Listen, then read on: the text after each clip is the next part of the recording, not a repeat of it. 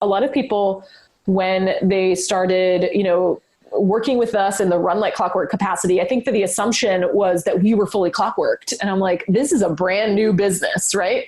And even though we have the expertise and we know how to do it, it doesn't mean that everything has been done. Like, even if you know everything, it still takes time to implement. What would the world look like if people felt like they mattered? Welcome to the Lead with Love podcast, exploring what it means to lead with love in business and life. I'm your host, Jada Selner, and in this show, I'll share meaningful conversations to help you, the creative, the entrepreneur, the world changer, reach more people, go after your dreams, and serve your community with love. I appreciate you joining me. Now, let's get cozy and start today's episode. In today's conversation, I get cozy with my dear friend and former client, Adrienne Dorison, where we talk about how to take back your time as a business leader and give back without sacrificing growth. Adrienne is the co-founder of Run Like Clockwork, where she equips CEOs to design a business and team that can run itself like clockwork. And her framework and how she serves small business owners is based on the best-selling book, Clockwork, which was written by Mike Michalowicz. And I actually interviewed him in a previous conversation. If you go to jadaselner.com/139, you can check out our conversation there.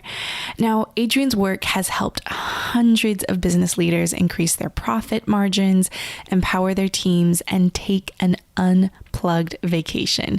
We even talk about how she's going to be clockworking her business as she's getting ready to have a baby.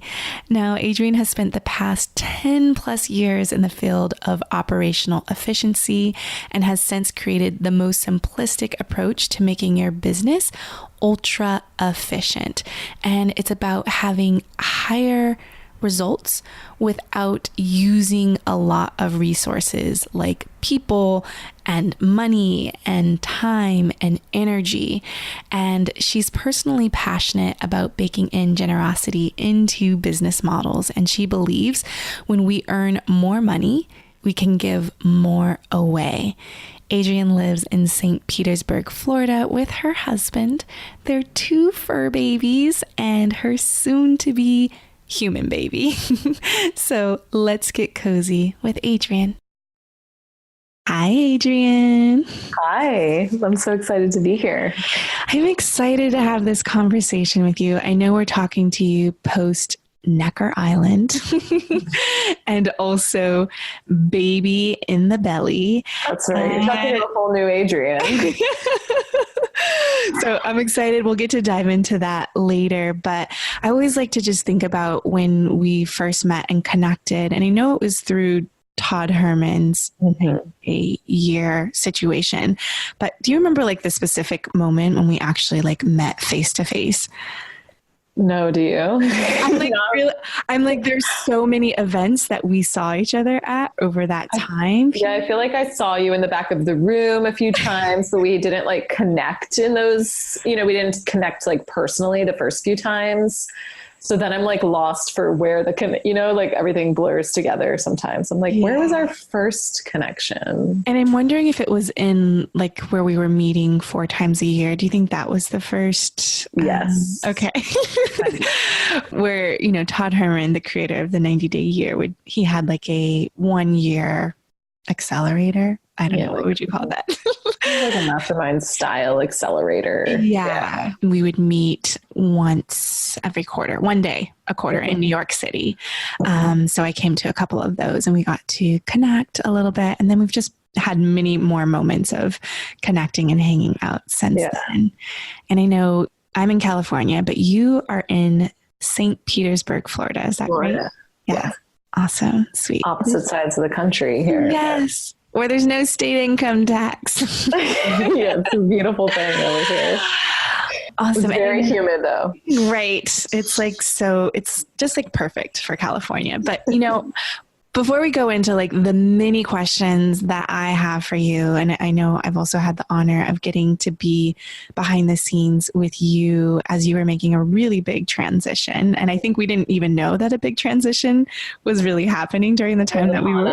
Right. But I just really appreciated being able to be behind the scenes and supporting you in that journey and transition, which we're going to talk a lot more about. Yeah. Run Like Clockwork, which I'm so excited to dig into. But before we dive into that, I'd love to ask you, just because I know your heart is so big and like generosity is such a big thing for you in giving back in the businesses that you build. What does leading with love mean to you, and how do you put love into practice in your businesses? Such a big, powerful question. I love it. So leading with love, I think, to me means that I'm always doing what I think is best for our customers, and just really, through our programming, through our team members, through the marketing that we put out into the world, like everything is in service of loving them and getting them closer to whatever their specific goals are. And sometimes that means like making really tough decisions, even sometimes that they don't understand, but that to me is what is loving towards them, and just being really honest and truthful and open with everything that we do so that we can show them that love and just let them know that we're in this journey with them. And then in terms of how we put that into practice in our business, I would say first and foremost is like serving our clients. Like that's our ultimate, it's always where our energy and our resources go first, is with like showing the people love and support through the work that we're doing with them. And then we have give back programs like baked into our business, which are 10% of everything that comes into our business goes towards those organizations. Well, the one organization that we specifically support. And I always try to also communicate to our students and our customers, which I think is, a loving practice, that by them clockworking and continuing to grow their businesses, they too can give more back to the world. Because I had this really limiting belief around money for myself for a while, until I realized that when I could earn more, it would give me the opportunity to give more away. And so that's always my ultimate goal through like my leadership and through what I'm doing with our business, as well as like specifically directly with our clients, and getting them to understand that and to, expand beyond what they thought they were capable of, because they now have a bigger, higher purpose or something that they're feeling more comfortable with around the earning side. Because I think a lot of people, self included, I was like, well, I have my needs taken care of. Like I'm doing what I love. I don't need to earn any more money. It feels really greedy, or it feels like unnecessary. And then that was when things shifted for me, when I realized that I had this vision of like giving away tens of millions of dollars a year. And I'm like, oh, if I'm doing that, I have to be earning a lot more. And so everything that we teach and do and serve our clients with is in direct relationship to us being able to do that with our business, and them being able to do it with theirs. And then we're, practicing what we preach by actually giving it back too. Oh, there's so many pieces in here that I definitely want to explore. First, I know you say our a lot. So can you just tell me who our is? And I love, because I know that you always think and lead from a team perspective, that it's not a one person sport, but just to kind of get everyone. I don't even notice that I do that, because it's so funny, because even with my previous business where I did not have like a co-founder partner, I would still say our. Just like, because of, like, I am very team minded in terms of like, I'm not the only one doing things around here, right? Like there's a whole team that supports the vision and executes on it and supports our clients. But my co-founder and partner in the Run Like Clockwork business is Mike McAllowitz. He's an author, speaker. He wrote the book Clockwork, which relates to our work, and probably most well known for his book Profit First. Yeah. But he has 5 books now. Right. There's one about the pumpkin. Yeah. Pumpkin plan. Yeah. Toilet paper entrepreneur. Right. Surge. Profit First, Clockwork. And now he's working on the next. I love it. Yeah. And I'll actually link to the show notes, because I did get to interview him as well on the Lead with Love podcast, which was super, super fun. So there's so many pieces in here. The first one that I want to unpack is, you talked about more of that like tough love towards your clients and that is being loving. Can you tell me a specific moment when you had to show love, express love in that way? Yes. I mean, this is like always really hard, and it never, it doesn't feel good sometimes in the moment, but I know when it's coming from love and it's coming from a service place to that client in getting them fully clockworked. So our process typically takes between 12 and 18 months to get someone like fully clockworked, which means that there are weeks when I meet with clients and they sometimes haven't done anything since that last call. I will literally get on a call, ask if they've done the things that, we both committed that they were going to do in advance of this call. And if they have not, I have on occasion ended that call right there in that moment and told them, to utilize the time that we were meant to spend on the call doing some of the things that they had actually committed to. I'm always also asking, like, is there a resistance that you're feeling and that's why you haven't done it? Or is it just a lack of time or commitment? And if it's a resistance, then we can coach through that and walk through that, because it does them no good if they're just going to continue to resist it for me to end that call. But when it's really just, sometimes they're like, I just haven't had time. And I'm like, okay, well, here's an hour back of your time. Yes. You can go do that.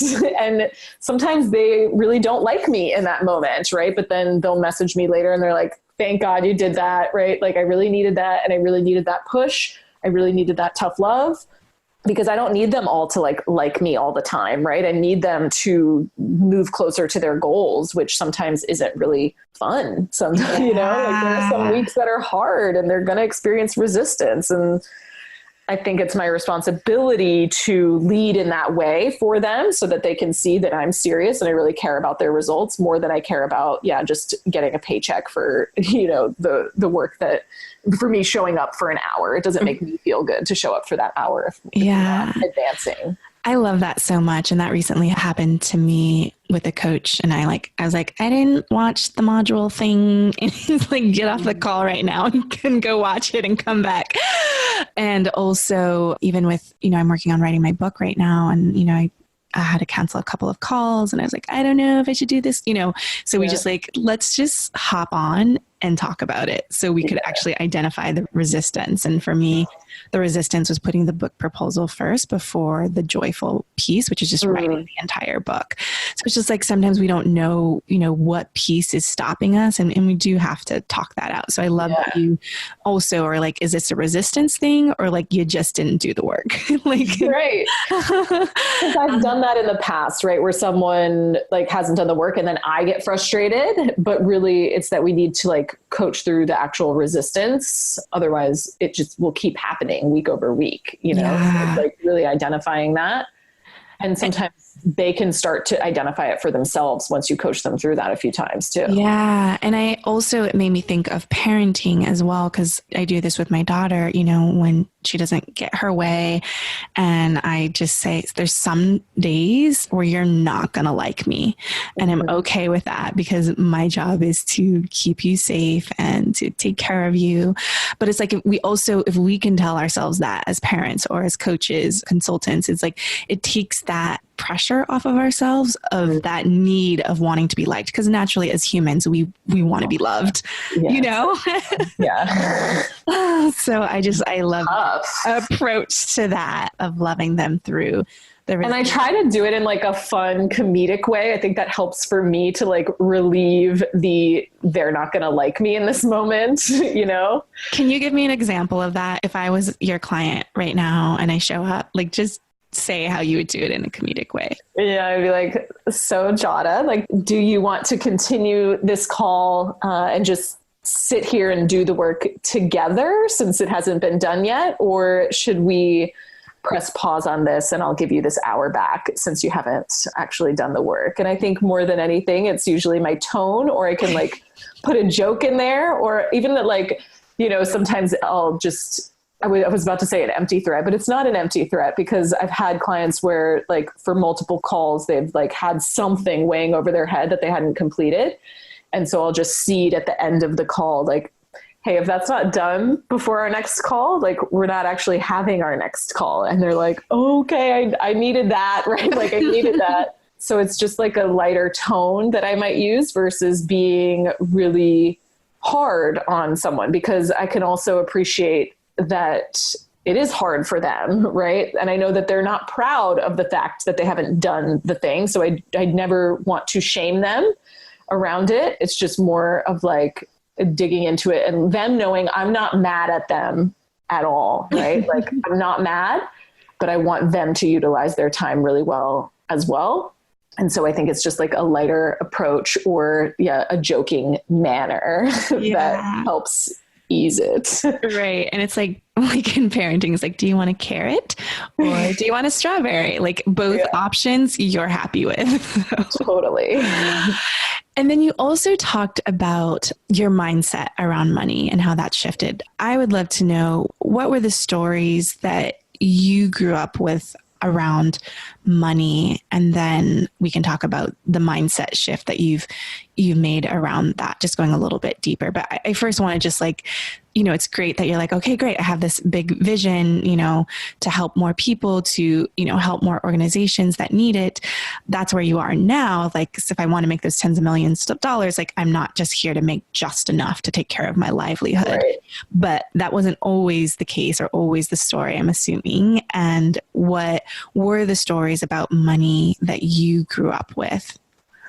Yeah, growing up, like we didn't have a lot of money. I lived with my biological mother, who I don't have a relationship with anymore, but she didn't have a lot of money, and she made ends meet, I would say, but it was never a very abundant life. And that also wasn't like a conversation that she was ever having.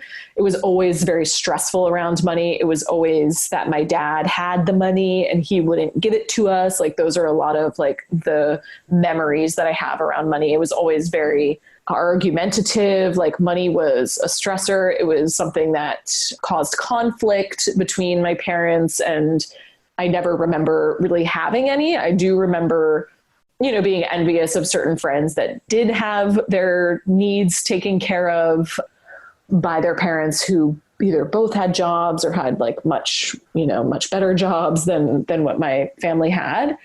And then my dad was, he was an entrepreneur, and he was never really financially responsible. I will say that it was always like a feast or famine for him in that entrepreneur life, where like he would have a lot of money, and then like he'd have a boat, and he'd have a nice house, and he'd have a Porsche. And then all of a sudden we have no money and we can't pay for like basic needs. So I remember like when my brother went off to school, and this was like very consistent throughout my life, even once I went to live with my dad after my mom left. And so I was living with my dad, and my brother, he went to college, and he had like, my dad, took care of like his living expenses and things like that when my brother was in college. And then I remember when I went to college, it was sort of a famine cycle for my dad. And it was like, I can't pay for like, your apartment or your dorm or those things. And so I ended up taking student loans out, which he was like very supportive of, and because he didn't feel like there was any other option. And so I feel like a lot of my money mindset was from that era as well. And so I was just comfortable with just getting by. And even then, I clearly wasn't uncomfortable with like taking out debt and those types of things, because that's kind of like what I saw and what my dad approved, even like when I was in college, because I think that he didn't know of another way. So I ended up leaving college with about $50,000 of student debt. And that is when I really like transitioned my relationship with money, I would say. Like that's when I started like understanding and acknowledging and being aware that I even had a relationship with money, and started like digging into what that is. Until then, I was just like very default behavior, Yeah. And what was that moment? You have the $50,000 in college, debt and loans. What was the moment that you made the shift from the feast or famine and just putting everything on cards? Yeah. So I actually never had any consumer debt, which was like, I don't know, the one thing I did well, but I did have all this student loan debt. And so I was like working in school, but I still had all these student loans to pay off. And when I got out of school, I was, had my first corporate job, and I was actually making the most money I had ever had in my life. And I was just really loving having money. And so I wasn't really focused on repaying that debt. I had just kind of assumed that I would have that debt until my kids inherited it or something, for like literally, because it was like a 28-year repayment plan when I left. So I just kind of kept it with me, and like I would buy the almond butter, and I had 3 different gym memberships, and like I was just using my corporate money like the way that I wanted to, because it was the first time in my life that I actually had some like disposable income ever. And so when I met my now husband, I think was like the big shift for me was when I started to have conversations with him around our finances. And that was really scary for me, because I'm like, oh my God, he's going to leave me. He's not even going to love me because I have all of this debt. I'm not really good with my money. Who knows what my credit score even is? It's probably really bad. And no one's going to marry someone with a bad credit score. Like literally these were thoughts that I had about myself and my own self-worth, totally tied to my money. And so one day he said to me, he's like, well, because he had no student loan debt. He had worked his way through college. He had scholarships. He just did it. And he had this like nest egg built up for himself. And he was like, well, when we get married someday, I will just take my, my savings and I'll pay off all your debt. And I was like mortified. I was like, no, absolutely not. Like, you will not basically pay for my sins. Like I wanted to get through as much of that debt as I possibly could. We weren't even engaged at the time. We were just dating, but obviously we were going in that direction. And so I took Dave Ramsey's like Financial Peace University class, and I started really getting serious about my budgeting and my expenses and started paying off that debt. And I ended up paying off all of that $50,000 in 6 months. So I did pay it off before we got married, and he never paid a dime of it. And that was like the shifting moment for me, but it was also a relationship with money that was finally becoming aware to me. And I started to like really think about it a lot more in how I interacted with money. Yeah. And to pay off $50K in 6 months is huge. Yeah. Because everyone opens books, right? Someone's, opened a Dave Ramsey book or something, and you kind of look at it and you're like, and then you see the steps that you have to take to get there. And they're hard. Yeah. So what was that for you? Like, what was like the hurdle that you had to hop over that maybe you had the most resistance to, but like that was the most important piece of hopping over that hurdle? I feel like once I did the math of like, when I started Dave Ramsey's program, I had it was a 28-year repayment plan. And then when I like really got my expenses leaned down, like I did the math, I figured out, and I was just working my corporate job at the time. I took that 28-year repayment plan and I turned it into 1 year that I would actually be debt free. And so when I like could see the math on paper, I was like, nothing was really a hurdle to me. Like nothing was worth getting it in the moment, like whether it was a Starbucks or an extra gym membership or, traveling with, friends. Nothing was worth being able to have all of that freedom after just 1 year. I was like, I can do anything for 1 year. Mm-hmm. And now that this feels really clear, like here's the mathematical plan of how I do that. Nothing felt like a huge sacrifice. I was like, oh, I can do this. And I just need to be much more intentional, because I just need to think about like, if I go to Target, like pick up a few things, like, is this jacket or whatever I'm going to buy, like, is it worth the additional time, that it's going to take me to pay off the plan? And typically the answer was no, but sometimes the answer was yes. And I would buy it. I would make those purchases, but it had to just be from a really intentional place. Whereas previously I was spending really unintentionally. Like it was just like, sure, I have the money. Like I'll buy this and I'll buy this and I'll buy this. And I'll buy a dog toy every time I go to Target. Right. Because I would.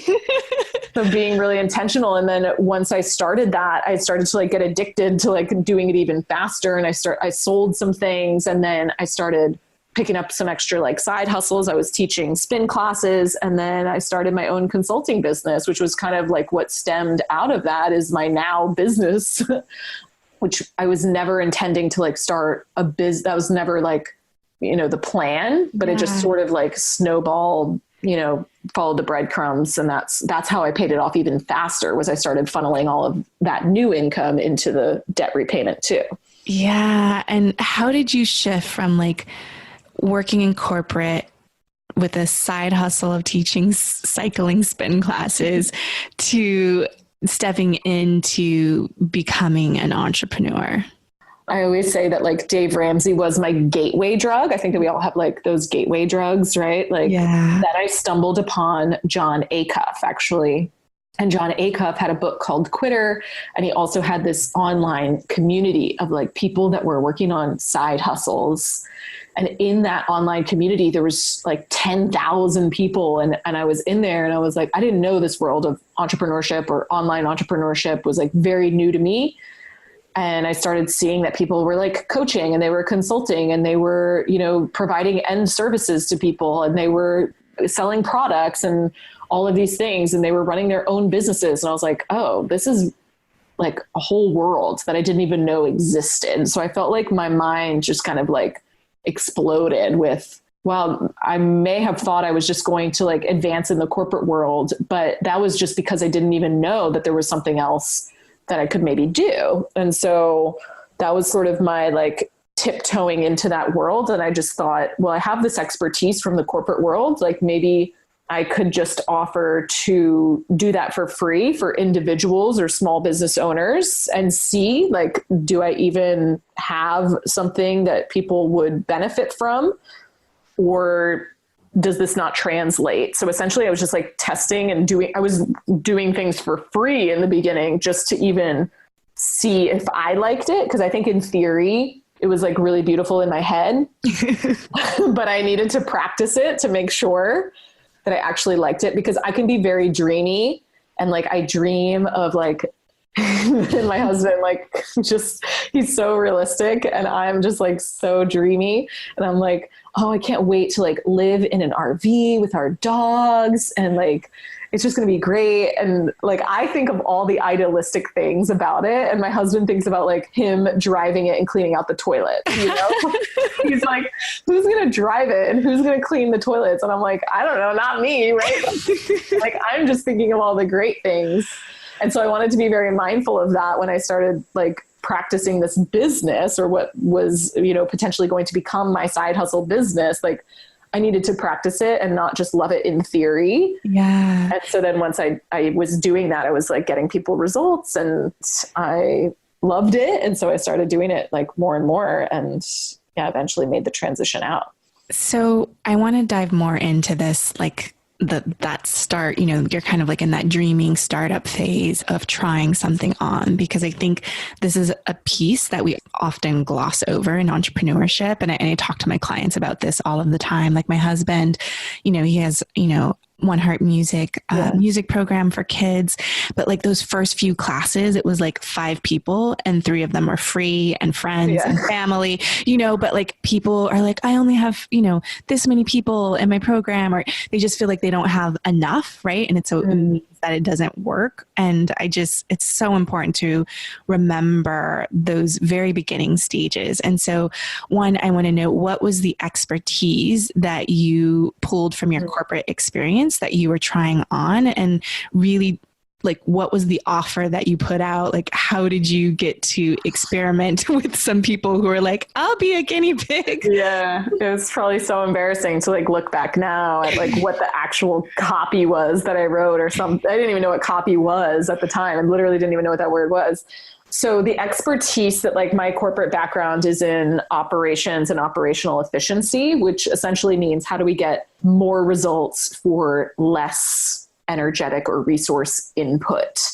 And so what I was trying to sell or offer in the beginning, I wasn't selling anything, but we're always selling something, right? Like even if it's free, I still got to sell it to get people on the call, was like potentially getting you better results in your life or business in less time, right? So like, how can we accelerate that for you by you actually doing less and spending less energy on it, by getting really laser focused on the things that you actually need to be doing to get the results that you want. And so that is what I was offering to specifically small business owners, and just trying to figure out, does what I know from the corporate world in terms of efficiency and results and resources, does that translate into the small business world or even with individuals? And I was doing this even like in my own life, like with my debt repayment and with my physical fitness, like all of it translates even into your individual goals, but I was primarily focused on business owners.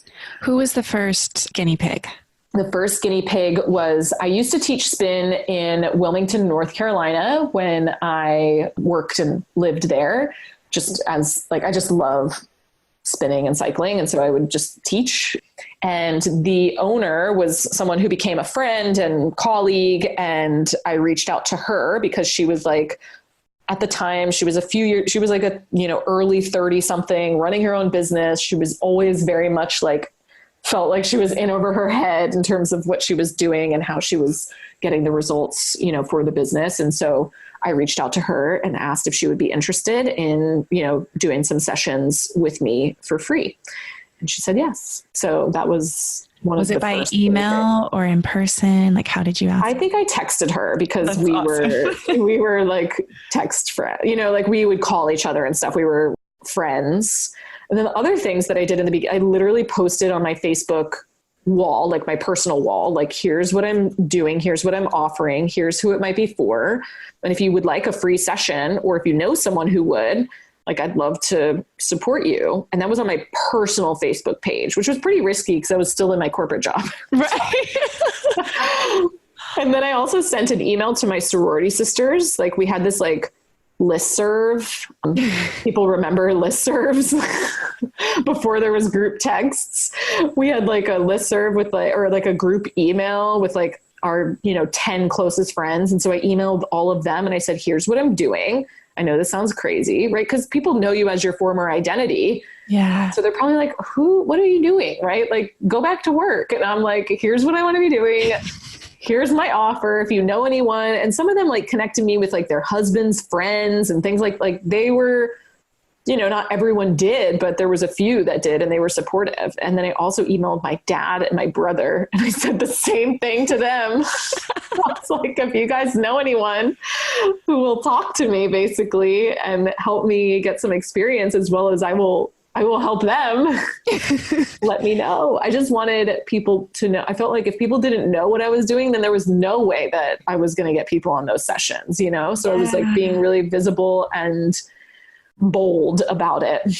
Yeah. And I love that you just started with people that you already know. And it wasn't like, sometimes in MLMs where it's like you try to convert the people that you love and know to be the customer, but it's like more like, do you know anyone that might want something like this? And so you don't tarnish that relationship. And and it was like no pressure, right? It was just like, or if you know anyone, feel free to introduce us. And if not, totally fine too. Yeah. And I just love that you like reached out to your inner circle, and even actually how we started working together was in that way. I was never assuming that you would actually be a client for me, but I think I just sent you like a Facebook message. No, it was like an email. I saw. Okay. Yeah. And I was like, oh, me. And for some reason, I've always when it's a friend or some, I always have a harder, I want to like go beyond the friend pool. So I'm always surprised. I was like, we can talk about it and see. So I just think it's so cool that you really allowed it to be, your inner circle of people and asking, do they know anyone? How long did you work with those beginning people? And how many people did you work with where you're like, really built up the confidence and yes, I can get people results? For some of them, I offered them like 10 sessions. So it was like literally like a program, like it was like a package. that I did with them for free, because I was like, I need to know, right? Like, this isn't like usually a one fix wonder, but I wanted some like stats and metrics over time to like know, did we really make some improvements? Now we can make some improvements in like one call for sure. But if I'm continually working with someone, it's much easier to track that and get that feedback. And so for a few of them that I was doing in the beginning, I did like a full 10 session offering for free for them, and then gave them the opportunity afterwards to continue on if they wanted to in different capacity. And then for some, I was just doing like one-off sessions just to get more and more experience. And that, I would say the majority of people fell under that, where it was like one-on-ones, you know, a 90, 60-minute session, just depending on what my availability was too. Cause I was working like nights and weekends on these things because I was still working my corporate job. Right. And I'd say I did like a good month to 2 months of that before I ever even considered charging $1. And it was probably between 20 to 25 people total, with like the free 10 sessions plus like the one-off calls that I was doing. I love that so much. Like, you put in the work and the hustle to get the feedback and the confidence too. So how did you feel after, you know, those 25 people? I felt like at every step I was like learning a little bit more about, you know, how I could help these people specifically. So, you know, obviously my language and messaging was getting better and more specific for the right people. And I was getting more clear that like I really loved this and I wanted to continue it, and getting more confident based on their results that yes, I could charge for this. And if I wanted to continue, I should charge for this, because it was, taking up a ton of my time. And I was starting to see it as the potential of like, oh, if I really focused on this, I could potentially leave my job in the future, or at least, you know, have a different opportunity, whether it's this or something else. At least it's moving me forward in some way. And so what was that first dollar that you finally were like hanging the shingle of like, I'm open for business, give me money? I was just charging for like a one-off session, because even then at the time, so I think it was like $200 for a 90-minute session, because at the time I was still working. And so it was really hard for me to have like a ton of one-on-one clients or have that like ongoing commitment, because it was just so, you know, random in terms of when I would have that time. Like I was coming home on lunch breaks and taking calls, and doing it at night, weekends, etc. So I was also very transparent with that. So they had to like be available to do it on the weekend or at night, because they knew I had a job. I was never trying to hide that. Yeah. And so it was $200 for 90 minutes, just one-off sessions. I think so. Something like 197, something like that. Right. Like it was like seven. I gotta have that 197, of course. So, you know, that business turned into you running, you know, doing private consulting, group coaching, business mastermind programs. And you made, like, you grew that business to what were kind of the results, the peak of that business and what you created? Yeah, we were almost at 7 figures. So almost $1 million business in 1 year. So the first year, you know, I think in the first 6 months, I think I made about $250,000 in that initial 6 months of running fully the business on its own. And the year after that, we more than doubled it. And then our third year, almost hit 7 figures. And this was like just me and one other team member. So it was growing and it was doing really well. And I felt like we were getting our clients really great results. Like we were giving away a lot of money, because I still had that since day one. I had that 10%, give back percentage. And so I was giving away a lot of money, feeling really good about that, and also encouraging our clients to give away a lot of money. So we've like seen our clients like start their own give back programs and like build schools and, save $50,000 in their own businesses for philanthropy. And it's just been really cool to see the ripple effect of, me just putting myself out there and doing the work that I really felt called to do. And then seeing them do the same things in their own spaces. So yeah, I helped hundreds of clients. And then when I met you, I was having a like midlife crisis. Like mid-business crisis, right? Yeah. Mid-business crisis of like, what's next? Or like, what else? Something's unclear right now, you know? What felt unclear to you? I think I felt like I was supposed to be doing something even bigger. And I felt like a little bit, I don't know if it's like trapped or like locked into what I had been talking about, but I was like, I don't know how to talk about some of the things that I want to be talking about in a way that still works with the business. So I was like constantly questioning, like, do I need to just have like a personal blog and like my own business, like just to talk about these things? And I wanted to be making a bigger impact with our generosity programs and also like making a ripple in the entrepreneurship world around that conversation. I felt like that conversation wasn't happening in the way that I wanted it to. And so I was like, but how does that work with my business? And like, how does it tie in? It doesn't even make sense. And should I write a book? Should I not write a book? What should the book even be? Like, there were so many questions. I had so many ideas, but none of them felt like they were fully clicking in. Like none of them felt fully right. And so I was spinning my wheels a little bit. And like, you know, when we were working together, I would constantly tell you, like, I'm probably the most frustrating client because like I have a lot of ideas. I know what I'm doing works. It makes money, but like, there's something that feels like there's more or like deeper or yeah, but like, do I just trash everything I've done? That sounds silly, but then I did anyways. Right. So like I was resisting that really hard at the time, you know, and feeling like it didn't make any logical sense to like give up this business that had been consistently growing, that was serving people really beautifully and was filling my cup in many ways, but how do I transition, and do I transition fully into just talking about like generosity, or maybe I haven't done enough yet to be talking about generosity. So there was like all this back and forth I was doing in my head.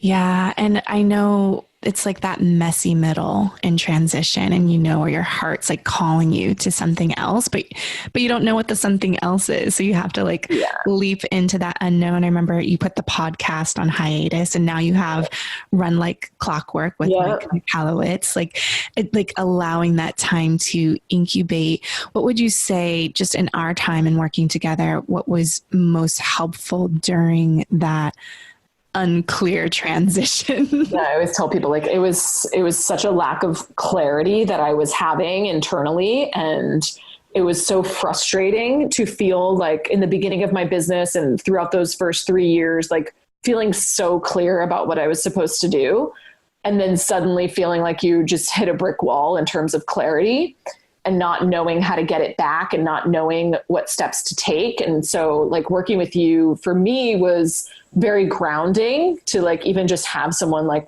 holding me and being like, it's okay that like this is where you're at and this is normal, and let's keep taking some steps forward, because, you know, I think I always knew logically that like by taking action, it was going to create more clarity. I always teach that to my clients. And like, you know, by taking action, you're going to get clarity, which is going to give you more confidence. But sometimes when it's you're like, yeah, but what action do I take? Like all of it feels like the wrong action. So even having, you know, someone supportive to like process with me and then help me identify like, okay, here's the next steps we're going to take. Because otherwise I would just be like sitting around or just continuing to do the same things that I had always done, which wasn't getting me it wasn't helping my lack of clarity. Yeah. So even like the getting out of the rut and getting out of the lack of clarity, I tried a lot of things, and I did a lot of things because of your support during that time that didn't necessarily come to fruition in terms of what it was, but it got me moving, which was the important piece. And then like once, you know, the Mike Michalowicz Run Like Clockwork thing fell into place, I was so clear at that time, like that was the direction I needed to be moving in, that all of that like lack of clarity was like, it felt like it finally had purpose, because if I didn't have it, I wouldn't have felt so clear when that opportunity presented itself to me. Like, I was like, oh, I see the reason for all of this lack of clarity. And I'm so glad I had support during that time and mentorship from you so that I wouldn't have just like crawled back into my other, easy hole. Right. So true. And I remember you have like in our time together, you were having the conversations with Mike. So I want to talk about what sparked this partnership with Mike. Yeah. So at that time I was, working with you and testing out, like, I knew I wanted to like really work more in my own like operational efficiency expertise, but I felt like the small business market wasn't ready to bear it almost. Like they didn't really have a strong understanding of operational efficiency. And so I was working with you to kind of work with some higher level private clients. Like we were developing some offers and I was consulting in that space for, a good portion of the time that you and I were working together. And so just by doing that work with those higher level private clients and communicating that to the people in my network, that that's what I was doing, working even as like a fractional COO for some people. So doing like some, chief ops officer in some ways, just to give them my operational expertise. And what happened was our mutual friend, Chris Winfield, was friends with Mike Michalowicz, and Mike Michalowicz was already in the process of writing the Clockwork book. It wasn't called Clockwork at the time, but he was writing this book about operational efficiency for the small business space. And because I had been vocal and because I had been working with some private clients in this capacity, Chris knew that that was my expertise and that that's what I was, really leaning more into at the time. And so Mike was basically asking like, hey, do you know anyone in the small business space who has Lean Six Sigma, expertise, and they're applying it to small business owners? And he was like, yeah, actually I know one person she does that exactly. And her name is Adrienne. And so what started as Mike just interviewing me for the book, because he was just looking to, get some additional expertise on the topic, turned into him, interviewing me many more times and then eventually approaching me about a partnership, because he was like, yeah, you're the person who needs to actually be delivering this, because once the book was finalized, it's a lot of our joint intellectual property, I would say. Yeah. It just it brings so much joy because I just remember everything that was happening. Like we created a book outline for you. You launched a course that supported that book outline. Which was actually so critical to the next steps with Mike, because I already had this course that was really operationally efficiency driven with a give back component built in. Yeah. So it was I already had actually all the pieces that Mike was looking for built out in a program, and I was already delivering it to paying clients. Yeah. It's just wild how all of those pieces come together. And now, were there any fears or insecurities or doubts that came up for you in diving into this partnership? 100%. Well, number one, when I first went, before the partnership even came to be, I talk about this on the first episode of our podcast, with Mike and I talk really openly about this, that I saw him presenting, some of my intellectual property that I had shared with him on one of our interviews. And I was like, am I an idiot? Did I just give away the thing that maybe should have been for my book? And he just jazzed it up and made it even better. But essentially those were my ideas and now they're in his book. And I don't necessarily know that I'm going to get the credit that I need. And so it ego triggered me, because I was like, I want credit for my ideas. I want people to know that it's, my thoughts. And then I really had to do some inner work on but if the ideas are getting out there and they help people, what does it really matter if you get the credit, Adrienne? Right. So that took some inner work, and that part is so rough. It's so rough. And I was like, but if I would have written my own book, it wouldn't have had the notoriety or the reach that Mike's book would have had. So even then at the time I was like, maybe I should have just written my own book. And I'm like, yeah, but that wouldn't have served the amount of people that I'm looking to serve anyways. So I processed that for a little bit. And then once Mike, presented me with the idea, he was like, I have a crazy idea. And I was like, I already know what it is. Because I had this conversation with actually one of my friends, Amanda Bond, after I saw him present the intellectual property of mine. I was like, maybe I should just approach him and ask him if he wants me to run the company, because I'm pretty sure he'll do something similar to what he has with Profit First, where he has someone who, supports their clients with the end services to that product. And she was like, yeah, you should do it. And then I never did anything with that thought. I just continued to think about it. And 3 weeks later, he emailed me and said, I have this crazy idea. And I was like, I already know what it is, even though so I kind of manifested it, I feel. Right. And then I was nervous because I was basically going to have to ramp down all of my revenue streams from my current business to really take on what I needed to take on for this new business and help with the finalization of the book and get, a new team in place and new systems, new operation, new programming. It was taking on a whole nother business. And I knew that I needed to ramp down the other business in that interim to get me where I needed to be for the new partnership. But in terms of my partnership with Mike and having hesitations, I really never did, because our values are so aligned that it was a very clear win-win-win. It was a 1 + 1 = 11. I think you may have even said that to me. That's awesome. I think you said that to me. This is a 1 + 1 = 11, right? Because Mike is so in service of his customers. He really wants the best for people. He's so genuine. He's funny. He's just easy to work with and in integrity and all of the things that I was if I was going to have a partner, yeah, it was an easy yes for that's going to be the one, but I never had intended to have a partnership. So there was a lot of emotional and even logistical and legal things that I needed to figure out during that time. What were some of the core steps that you took in order to make that transition of ramping down one business to go all in on another? Therapy? No. Yeah, right.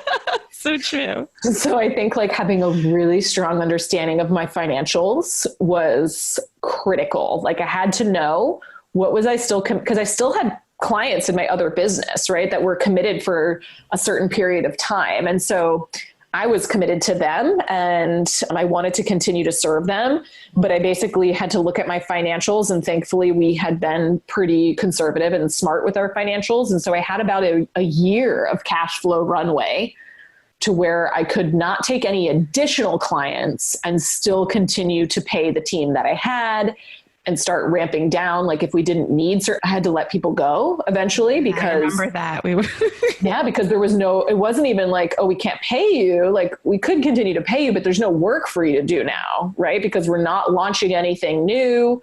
It's basically just putting that vehicle into maintenance mode. So I had to let someone go, which was the best decision for both of us, even though it was so hard because she had become a friend and she had a baby. I was oh my God, I feel responsible, which I know business owners out there understand that once you take on other people, but it allowed her to actually step into her, next level. And she owns a SaaS company now and they're doing incredible. So I'm oh, of course, that had to happen. It was just, I think that having my financials really clear and knowing what I needed to do, because the other thing was I was clear that I could offer a 1-day consulting, but I couldn't do anything additional that really required long-term commitment from me. Yeah. So I was clear that okay, I can do one day a month and bring in some extra revenue if needed, but only if it feels really right, if it feels like the right client and feels like the right opportunity, which was such a spacious place to be because of where our financials were. So that felt really good. And that I think was the best thing that even gave me the space to be able to do that. I think a lot of people have to turn down opportunities because they don't have that runway and they don't have the, even the foresight to think what if there's a bigger opportunity that's coming my way? What would I do with all of this? Can it either run without me or can it maintain my personal financial needs until the next thing ramps up? Yeah. And I know, with Run Like Clockwork and you're all in, company now, and you help business leaders increase their profit margins, empower their teams, and take an unplugged vacation. And I know in the book Clockwork, what is it? Operation Vacation? What is? Yeah, Operation Vacation. So I'm curious, how are you clockworking your Run Like Clockwork business for baby? For baby, this is like, I'm so excited about this because I finally get to practice what I preach at a real ultimate level, because a lot of people, when they started, working with us in the Run Like Clockwork capacity, I think that the assumption was that we were fully clockworked. And I'm like, this is a brand new business, right? And even though we have the expertise and we know how to do it, it doesn't mean that everything has been done. Like, even if you know everything, it still takes time to implement. So like the book just came out in August of 2018. So we're not even a year into this business and we're already, like systematizing our own stuff. I have trained one other individual so far, and I'm about to hire someone else to be able to deliver to our clients, answer their questions, consult with them. So I have one person who's already like fully able to do that. And so that was about a 6-month process of me training and mentoring her. And I'm about to do the same thing again with an additional person so that when I'm on my air quote, Operation Vacation, which AKA will be maternity leave.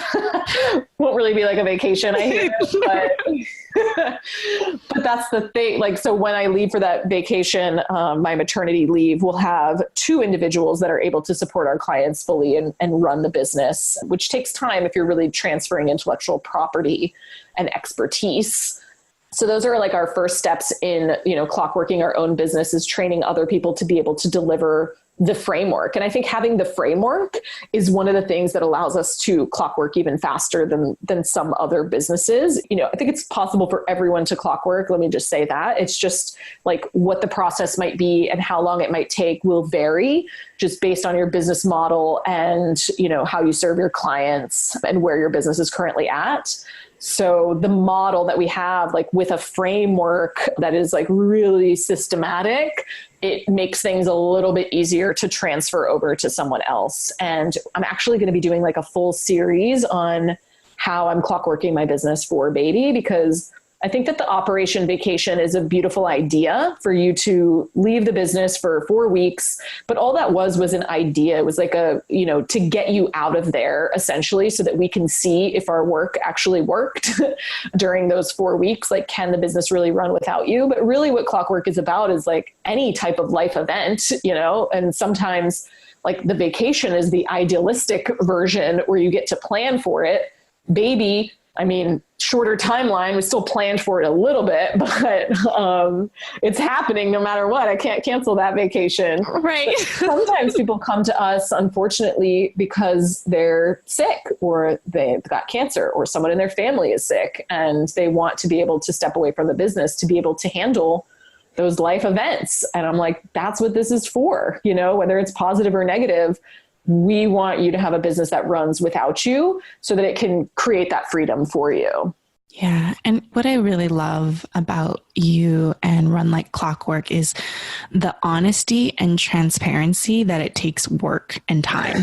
Where you were like, it takes 12 to 18 months, working with a company. It takes 6 months to onboard and train someone to take on the role and responsibilities of what you do. So often we feel like we hire someone and they should know how to do everything in 2 weeks, and why people have such high turnover because they're having very high unrealistic expectations. Totally. And we talk about this all the time because I'm like, you have to be willing to put that work in upfront and you will be handsomely rewarded on the back end if you do that, right? And having the systems and in certain training situations, sometimes it's mentorship, sometimes it's systemization, sometimes it's, developing better processes, but it's the best feeling in the world. Like when I was in Necker, I did not worry one time about my clients being served because my team member was fully supporting them, answering their questions, and people rave about her. They're like, she's the best, got all my questions answered. It was never Like there's never a disappointment when she's on those calls. And it's because I've like really worked on training her and building it up and always including her as someone who is an expert as well. And I do think it takes time, and there's a lot of quick fixes out there, but this ain't one of them. Yeah. It will give you sustainable results, right? Because I think sometimes when we do something too fast, it will whiplash you in the other direction and it won't stick either. Yeah. And I know you mentioned Necker Island. I know I was supposed to be on that trip with all of you, but the timing when the hurricanes, all of that stuff came up, it didn't work out. But what was your biggest takeaway, aha, insight from, getting to go to Necker Island, meeting with Richard Branson and being with a bunch of amazing women in business? Oh my gosh, so many takeaways, but I'll just say my top two were, number one, just being around Richard is very inspiring. I'm so thankful that we have big visionaries in the world like him, where when he sees a problem, he creates a company and like executes a vision around it. Like when you want to go to space, okay, let's go to Mars. Let's figure it out. Let's figure out how to create, Virgin Galactic and literally put a spaceship into the air. And having someone who thinks like that, like being surrounded by someone like that. And he is such a yes man as it relates to the give back component of what he does, that it's very inspiring and just required me and reminded me to think bigger about what I'm doing in the world. And that, yes, this is my business, but I think that my business is here to allow me to serve a bigger cause. And so I'm just even more interested in like continuing to clockwork my business, continuing to grow my business so that I can, yes, financially give back, but also serve, the world in different ways and serve society in different ways through some of the, organizations that I already support, as well as like, I want to be like at UN meetings and calling, people as an advocate for the policy work that I think really needs to be done. Because I think when you can get to that level, you do have, a lot more opportunity of your time and of your credibility to make change. And I think that's a responsibility that he's taken on so well. But that was also how he started, which was so inspiring. Like he never really intended to be a billionaire. Like he started a newspaper when he was protesting the war. And that was like his first business. And I was like, this man has always been driven by vision for a better world. And that is really, really inspiring. So I would say that was my biggest takeaway, is like, I have to continue to think bigger and dream bigger. And the way that I think I need to do that is to have that space and time away and be surrounded by women and men who are doing bigger things. Right. So like even just being around those women, I'm like, oh, I'm playing small in a lot of areas. So thank you for reflecting that to me, like different conversations and just being surrounded by people who are wanting to think at that level and even open to thinking at that level is very supportive for growth. Because I think that I know that when I came back, it was very challenging to try to explain like the takeaways. Yeah. Because I'm trying to explain them to people who aren't necessarily thinking at that level and have never, and it's not their fault. They've never had that experience. They've never been surrounded by people like that. And I love this shift in looking at entrepreneurship, looking at building and growing a profitable, sustainable business as a tool for advocacy in the world. Oh, yeah, it's like my vehicle now. Yeah. And I think that I'm seeing that shift in my own, circles with my friends who are business owners and leaders of like, that it's coming more from that place now. And I'm just so excited for more companies to be showing up in that way, especially led by women, which I think is just so beautiful. And I know if people want to dive deeper into Run Like Clockwork framework and all of that, because it's all so good, where should they go to get more information? They can go to runlikeclockwork.com. Everything is there. We have free tools. We have programming. Yeah, that's the best place to go, is runlikeclockwork.com. Awesome. And I know the book is also a great way to get introduced to the philosophies and how to take some, like there's exercises that you can actually take. Totally. Your first step is like read the book, and the Audible is amazing. Ooh, Ooh, yes. I love it. I love it. So I could ask you a million more questions, but I know we have to wrap up. So I'm just curious if there's anything that we haven't covered that you'd love to share before we say goodbye. Just thank you. I feel like you know, even reflecting here in this conversation, you were like just my rock during that very transitional, rocky period. And even like reflecting on it today, I'm like, oh, you were like in the trenches with me during that time. I'm like, I think I blacked some of it out because it was traumatic, because it felt like I wasn't myself at that time. You know, I was having this like out of body experience, but I now can honor it and like see it for what it was and know that it was absolutely happening the way it was meant to be. But I'm so thankful for like having you during that period and like you not firing me. Of not, I can hold the mess and the big vision at the same time. Like I always, you know, my friend Clay Bear says you can't read the label from inside the jar, and we just need someone on the outside. And like you have really pulled something together. So beautiful, so amazing. And I just love your intention of just helping more people and like releasing the ego and the credit. And now you're able to like fully own this message and do it in collaboration with someone who has a heart of service just as big as yours. Well, thank you. And thank you for having me. Thank you, Adrienne. Thank you so much for your heart and attention and listening to Lead with Love.